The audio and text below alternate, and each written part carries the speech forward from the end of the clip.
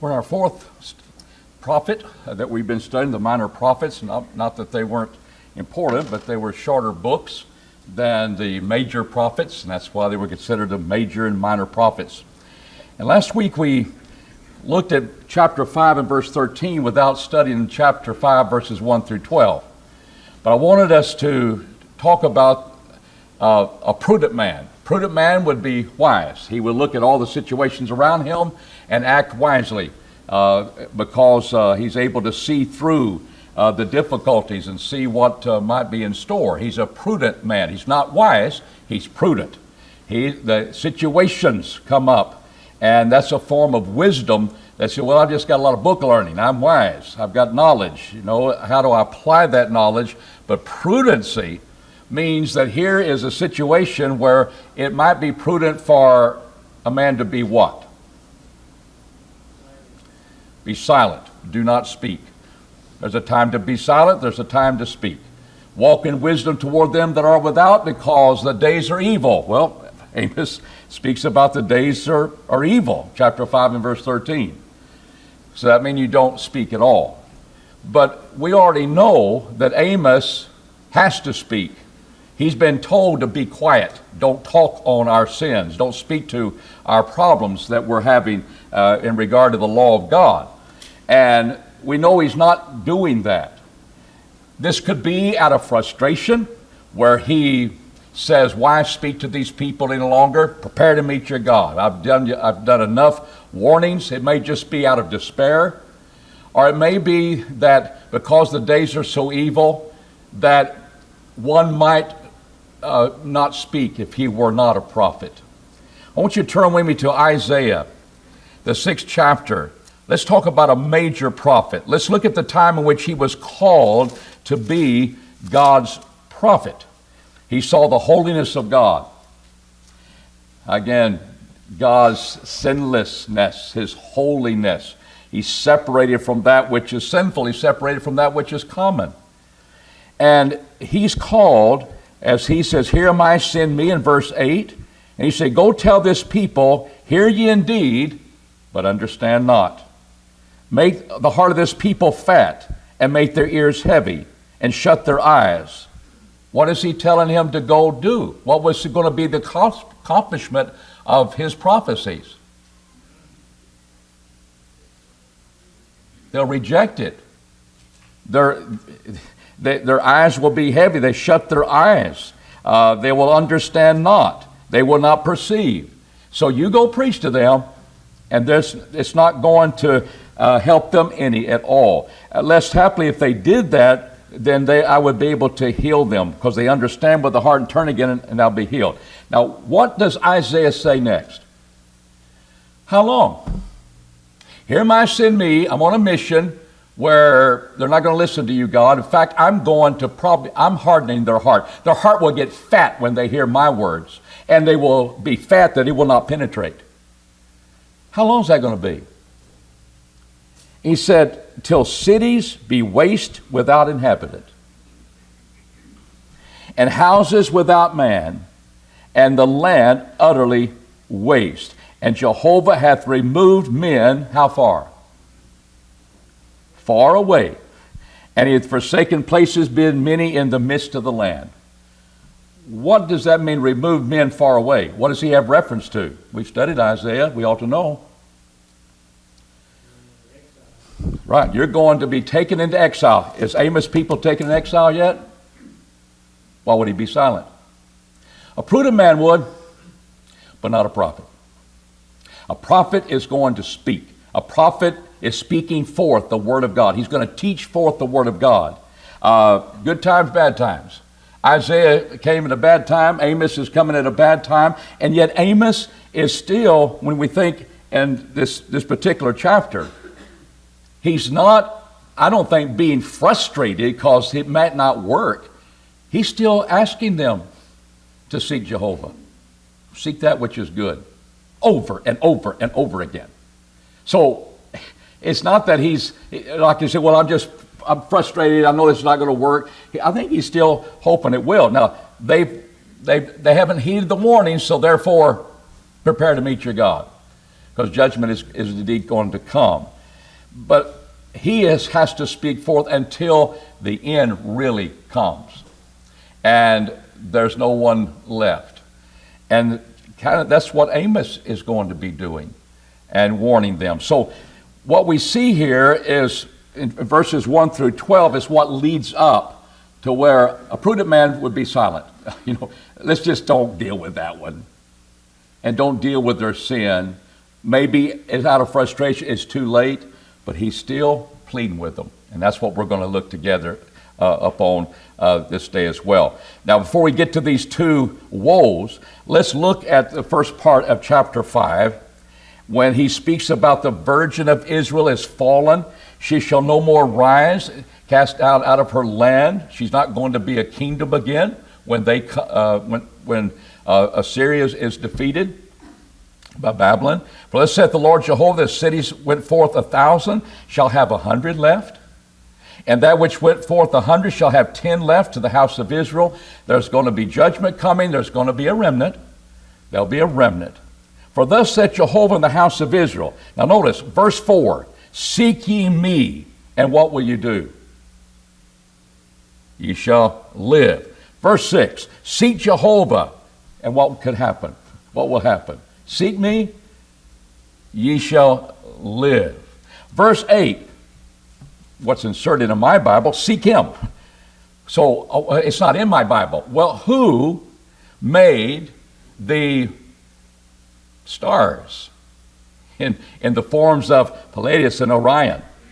Who did that? Man? No, it's God.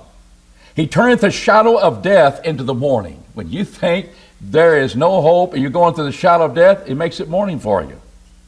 He can do the opposite too. He maketh the day dark with night. Day dark with night. He has power. There is this power over creation. And he calleth for the waters of the sea and poureth them upon the face of the earth. Who's his name? What's Amos driving home in his preaching? Jehovah is his name. He bringeth sudden destruction upon the strong, so that destruction cometh upon the fortress. Strength and fortress go together. And he brings it down at the height of their strength. They hate him that reproveth in the gate. Who's reproving in the gate? Amos. They don't like him, do they? They hate him. And they abhor him that speaketh the truth uprightly, standard of righteousness, God's truth, preaching the word to them. And they don't like that. For as much therefore as ye trample upon the poor, so here's their sins. They trample upon the poor. They take exactions from him of wheat. They have built houses of hewn stone, but ye shall not dwell in them. Ye planted vineyards, ye shall not drink the wine from them. For I know how manifold are your transgressions, how mighty are your sins.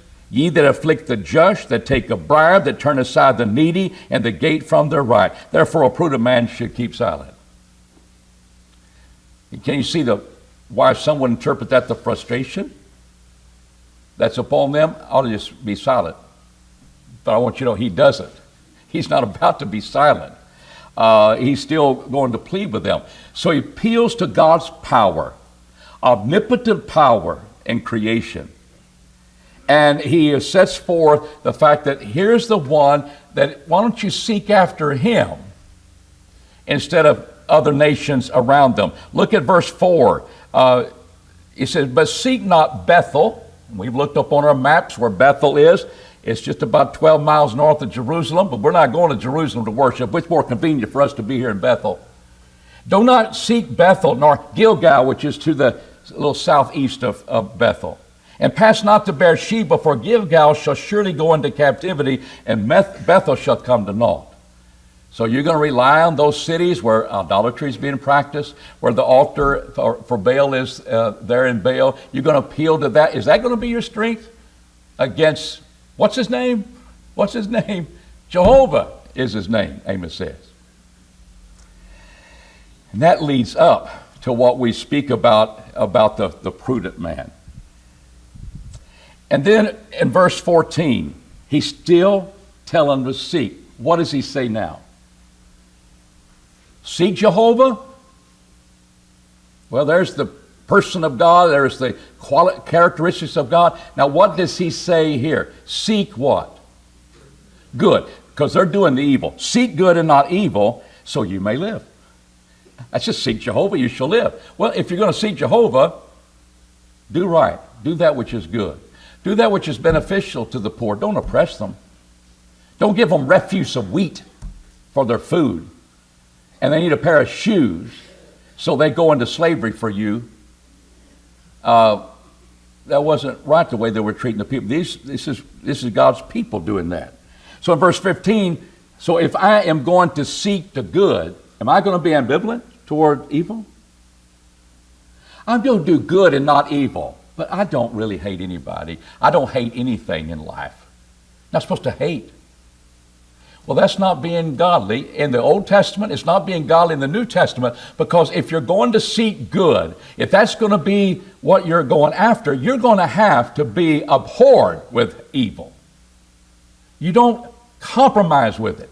You don't sit there and say, well, I don't know how to feel about that. Hate the evil. Love the good.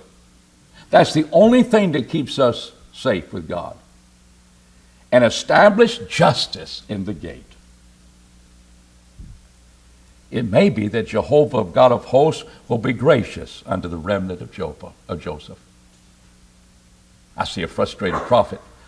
I see a prophet that says, I'm not going to be silent. He's not silent. He's still pleading. Because when they reject him, prepare to meet you, God. That's what we're looking at here, leading up to our two woes in chapter 5 and verse 6. Any comments about his prudency? Any comments about how we've looked at chapter 4, prepare to meet you, God. Chapter 5, he's appealing to them, but not going to listen. But he's telling them the way to go. And it's interesting, when you seek God, you're going to hate evil. And you're going to not just hate, you're going to do good. Action, very positive. But you abhor the evil. So when false doctrine is presented, I hate it. You should hate it. Instead of, let's accommodate it. Let's accommodate it. You never want to do that. Now, you first of all got to study to see if it's false or not, if it contradicts the truth. And that's what I want to. If I'm seeking good and I'm going to hate evil, I need to make sure that's evil. And anything that takes us away from God, and according to a standard, is evil. And we're going to see that in these last chapters in a vivid form. But let's look at chapter 5. Where do you pick up the woe in chapter 5? What verse? 18. Woe unto you desire the day of Jehovah. If you want that. Where do you pick up the woe in chapter 6? So there's my two woes. Chapter 6, woe to them that are at ease in Zion. So he's speaking to Israel, the northern kingdom, as he's been addressing northern kingdom from chapter 5. And now he speaks about the woes. And I'm asking you, after you've studied this, what do these woes? Woes is warning. It's bringing judgment upon you. And therefore, woe is coming upon you. That's the reaction of anybody would see what's about to happen to you. But what does it say about how God views his people? That's what I wanted to get out of this too. Let's look at the text, and then we'll make this application. I think we can do that from the text. Woe unto you desire the day of Jehovah. So let the Lord come. Really? You want him to come? Well, you're not prepared. Wherefore would ye have the day of Jehovah? It is darkness. He's not going to vindicate you. It's not light. As if a man did flee from a lion, and who meets him?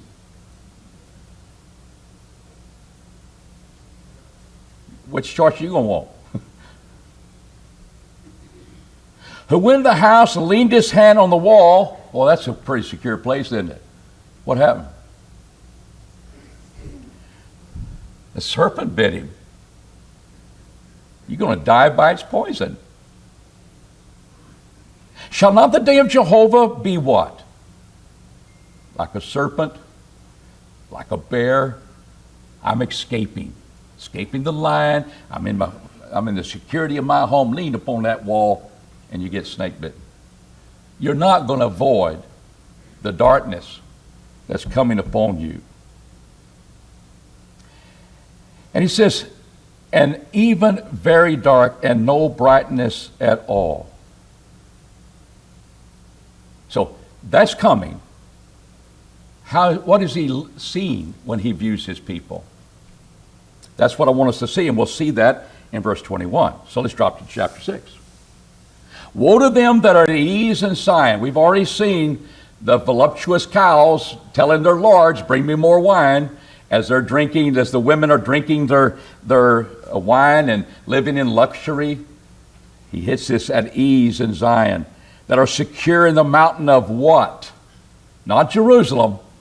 He's speaking to the northern kingdom, Samaria. The notable men of the chief of the nations to whom the house of Israel come. Pass ye unto Calneh and see.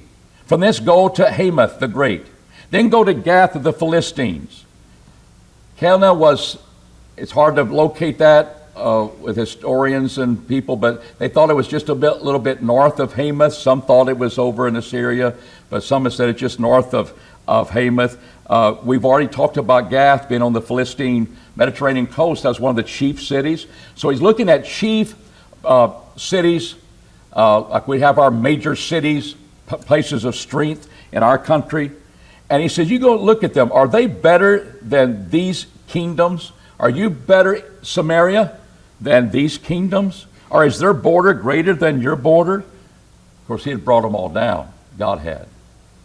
Ye that put far away the evil day, and what do you cause? You cause the seat of violence to come near. What does he mean? What does he mean by that? You put far away the evil day. So let's talk about that one. And it's irony. You put far away the evil day. So what is that? God's not going to judge us. The evil day is not going to come upon us. That's far away. He would not do that. But what are you bringing? You are a seat of violence. You are oppressing the poor. You are bringing judgment, and oppressing and bringing judgment upon yourself. You're kind of bringing that day, and you don't even realize it. But you put that far away, and you keep doing your violence. And you cause a seat of violence to come near. It's in your gates. It's at your gates. That's where I'm preaching, Amos says, and you don't like it. There's the conflict. That lie upon beds of ivory and stretch themselves upon couches, eat the lambs out of the flock and the calves out of the midst of the stall. When you got a calf in a stall, she's getting fat, or he's getting fat. And they're a thing of luxury. So we've seen those woes. You look at the principal cities, Samaria, around you. I brought them down, and you think you're not going to be brought down, but you're still doing the violence and so forth. You think you're going to escape the day of Jehovah? You're going to meet a bear. Jehovah's going to come in the form of a bear instead of a lion, poisonous serpent instead of your security in your home. You're not going to dwell in your homes, not going to dwell in your vineyards.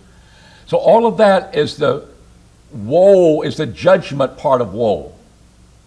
Now, what does he bring to the forefront in those two woes that tells us what he sees in his people and how he views the people? That's the best way I could say it. How does he view his people? What is he looking at? What does he see? What does he view when he looks at his people? Well, let's go back to verse 21. I hate and despise your feast. Are they remembering the feast days? Are they religious people? I will take no delight in your solemn assemblies. Are they offering burnt offerings to God? Are they offering meal offerings to God? What about singing songs to Jehovah? Are they doing that? Yeah. See, they're touching all the points of religious service. Just like we do 5 acts of worship, prayer, giving, listening to the sermon, taking the Lord's Supper, singing, praying. We get it all. Check, check, check, check, check. And then we live like we want to live. That's how he's viewing his people. He sees that. And so all of this busyness, all of this religious activity that sometimes makes us feel good because I did it, not because I got anything out of it. Who gets anything out of that, but I did it, I just got to forbear that. And I hope that's never our attitude, but that would be the third thing. They're doing their duty. But they still can live like that and treat their fellow man that way. When you depart from God, you can justify a lot of things. When you depart from his word, you can justify a lot of things and think, God's not going to be, we're not a problem with God. We are the ruling class. That's a perk from being king and of royalty. We find our way of saying we always kind of justify ourselves. And what is interesting to me, that's how he looked upon it. So what is his reaction? Let's pick up at verse 20. I have no delight in your solemn assemblies. You offer the burnt offerings, I will not accept them. Neither will I regard the peace offerings of your fat beasts. Fat belongs to God. Let's give him the fat. We won't be like those evil sons of Eli. They were scooping in there and getting that fat out of that roast and eating it first before he gives to the people. Oh, we won't do that. The fat belongs to God. I just can picture, we got everything. God, we really love you. Really. We serve you. That's your part of the sacrifice. And it was. Fat belonged to God. And he says, I don't regard it. Take thou away, what's your songs to me? What is it? It's just noise. Isn't that hollow? That's God. That's God listening. That's his ear. Does he have a 10 ear? You can't. Don't you know what beautiful music that is, God? It's noise. It's noise.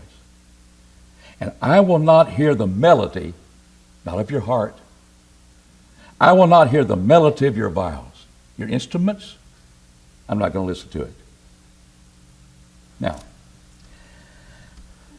that's sobering to me. And how could Christians live like the devil away from the worship house when all it is to them is a worship house and they go through the acts of worship? It should not be surprising. God's people have done that before. And what ought to wake us up is that, oh God, it's noise. You're not getting by with anything. You may look good to other people, but you're not getting by with anything. It's noise. I don't regard it. I hate it. And that's to wake us up. And that's what Amos is doing. To me, I would be so embarrassed and realize, how have I been treating the poor? They weren't making up a narrative to destroy the kingdom. That's not what Amos is doing and telling lies. They weren't just there to make them feel bad. They're pointing out reality to them. And that's how I felt. So when he says this, what's verse 24? This is one of those great expressions. Prepare to meet your God, Amos 4. Here's one in Amos 5. Let justice roll down as waters, and righteousness as a mighty stream. To me, there are two ways of interpreting that, and there's a foundation for both of them. And I'll be interested, you may have a third. He comes back, it showed that they practice idolatry in verses 25 following, and therefore, verse 27, therefore I'll cause you to go into captivity beyond Damascus, said Jehovah, whose name is the God of hosts. His army will bring them down. So they're going. So when he says, but, what is he saying? Let justice roll down as waters. And I'm interested, what is he meaning there? I know what it says, but why is it placed there, and what is he driving at? Let justice roll down as waters, and righteousness as a mighty stream.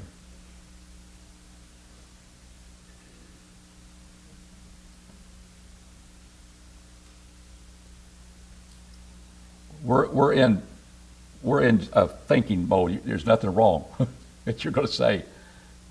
What do you think? All right, let me prime the pump a little bit. Maybe a cause and effect. Okay, so you're going to look at it. The justice of God effects the righteousness from the remnant. Now, a remnant, okay, and how's that going to be? Well, God wants to correct the people. Okay, And the justice is going to come whether they obey him or not. The justice. so you're looking at this as God's just judgment upon them, and they cannot avoid it. And there's a foundation of that. But wonder if we look at it in another way. What if we look at it as his appeal to them? Why don't you start doing justice? In fact, since you're not practicing that in the case, won't you let it roll down as waters? Let's start doing righteousness. Let righteousness come forth as a mighty stream. It's not judgment. It could be, why don't you start doing justice? Seek God, do good. That's what we've been looking at chapter 5. But what Joel says is the way I usually look at it. But the more I deal with the context, the more I deal with Amos in this context of wanting to appeal to them, he's been wanting them to do what's just. He wants them to do what's right. Yes, God's justice is, in his judgment, is just. You'll receive a just recompense of reward. That could be good. That could be good in heaven. It could be bad in hell in the New Testament. But it also could be, and many commentators will take this side of it, and I'm open to this, and especially when I'm seeing him appeal to these people and realize if it doesn't work, what sadness will be. This is woe. And that's why we might think, well, justice, God's judgment is about to come as a mighty stream and you can't avoid it. And that's very true. But others have looked at it, and I'm open to that as well. Let justice roll down and righteousness as a mighty stream. Many waters. Why don't we, please let us do that. Let us do it. He's still appealing to them. Seek good, hate evil. And that could be you practicing idolatry. Israel had done this, and this is going to be what's going to happen. You'll go beyond northern part of northern kingdom, Damascus and Syria. You'll go beyond that, and they'll go into a captivity. So that to me is an interesting way, and I can't be dogmatic about either way. But both of them are in play in this context. And if they don't do the positive, what Joel says, judgment's coming anyway. And you can't put it far away and keep doing your unrighteousness. You still have violence in your gates. And to me, it's got to be one of those two. Got a third one? Okay. So this is looking at the religious service. So let's look at the next woe. We stopped, and so we looked at verse 5. Those are the people that sing idle songs to the sound of the viol. There's your mechanical music. That invent for themselves instruments of music like David, and drink wine in bowls, and anoint themselves with the chief oils, but they are not grieved for the affliction of Joseph. How is God viewing his people? What does he see? They're playing their instruments of music. I hear their songs. He just said that in the connection with the first woe. But what does he say about this one? Where did he get the idea of having instruments of music?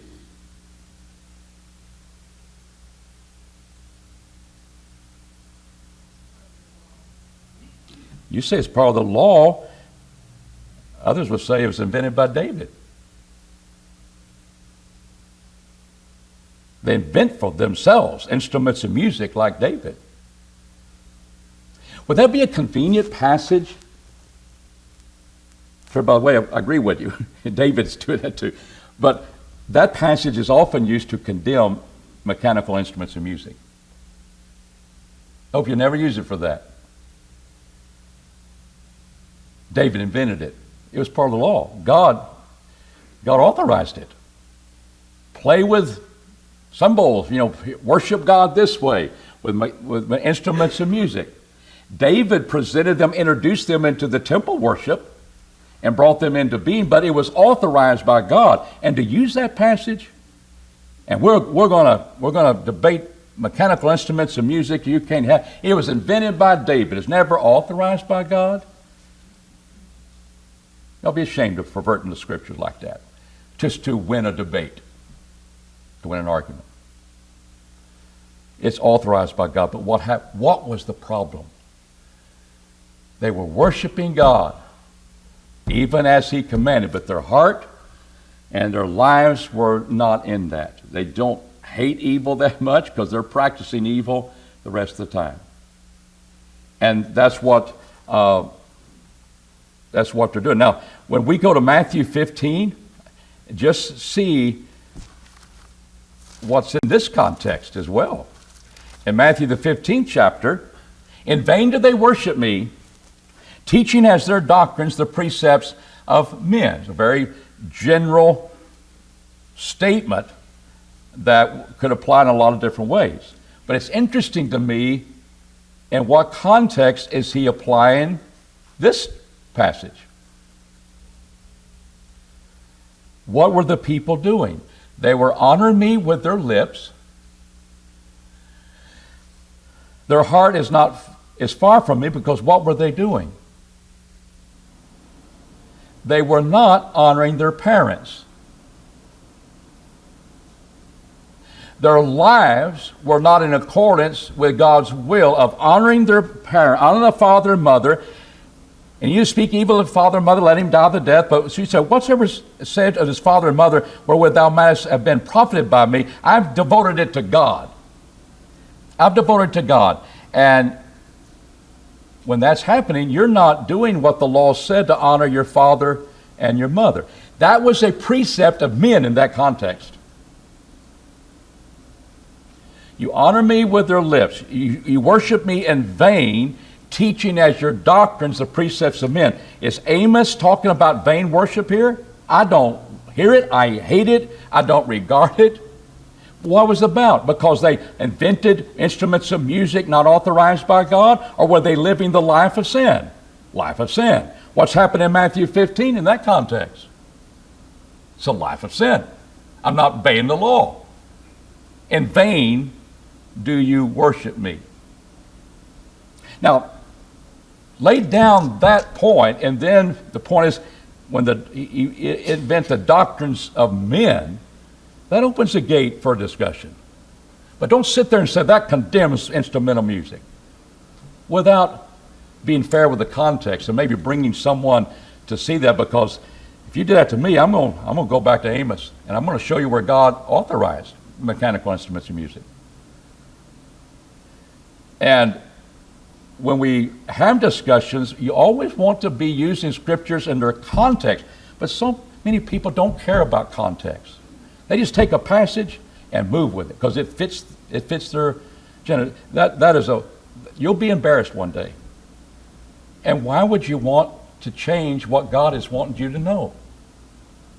Now, sometimes it opens up general areas where we can discuss, where is your authority for mechanical instruments of music in the New Testament? They don't have it. But these rebuttal passages, I think sometimes have been abused. But I know how God was looking at them. They were offering their sacrifices. They were playing their mechanical instruments of music. But it's not going to help them escape the judgment of God is coming. And woe to his people. Any comments on that woe and how he viewed his people? He sees us doing our religious stuff, and he can still say it makes no difference. I don't regard it. It's as if we didn't show up, because God's people didn't show up. We're living like we want to live. Question 17. We're introduced 5 visions in the rest of this book, and we'll see in verses chapter 7 through 9. So how do the 5 visions point to the processes of God's judgment? It's been mentioned that here was chastisement. We talked about that. Here was the chastening of his people so they would turn and do better before he has to completely destroy them.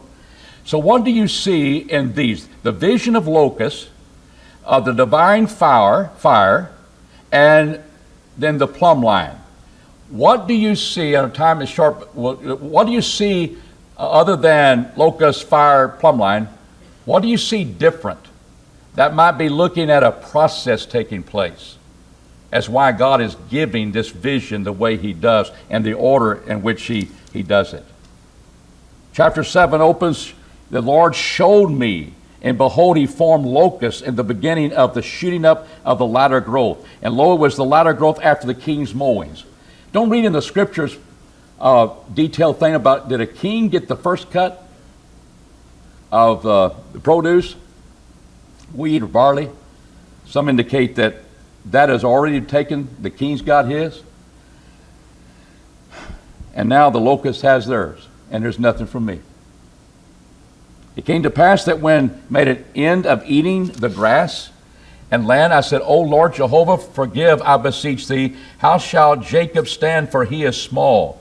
Jehovah repented concerning this. It shall not be, said Jehovah. So here comes the calamity in the form of locusts. God prepared them. It hits. We cry out, God, we're so small. We're going to be destroyed, and he takes them off. Verse 4. The Lord showed me the Lord Jehovah called to contend by fire. It devoured what? The great deep. It just, hey, we got the Mediterranean Sea over here to our west. Fire just dried up the whole Mediterranean Sea. He's seeing these visions.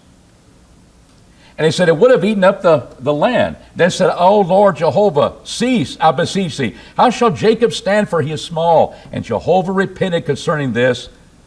This shall also not be, saith the Lord Jehovah. I will not bring this upon you. So do you see a similarity, even though the visions are different, locusts and a great fire? Okay, our time is up. What do you see now in the plumb line? What's the difference? And we'll pick up to there. There's that third one. There'll be 5. And then we'll come back and pick up the pieces before we close the book of Amos. And we'll try to do that next week. Thank you.